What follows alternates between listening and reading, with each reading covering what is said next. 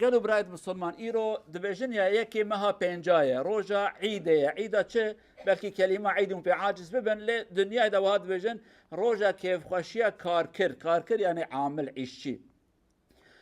نقطة أول كو عيبك ما بسلمانة يا خوزي روجا كو آيات خده هاتن يجي خبردان پیغمبر هاتن عليه الصلاة والسلام كو گو حق إنسانا نخون حق هر کسی بدنه که مثلا حدیثه که پیغمبر وها فرماند که صلی الله علیه وسلم دبه انسان کل جمعه کار کرن خبات کرن عیشکی کرن بر یک خویدان وان زواب به پره وامدن وان خوزی اف آیت و اف حدیث هانه مرا ببونه عید مبگوتا فلان تاریخ پیغمبر وها گوتیه ام بیجن 1400 سال بر پیغمبر ما گوتیه جه او رو حتی ای رو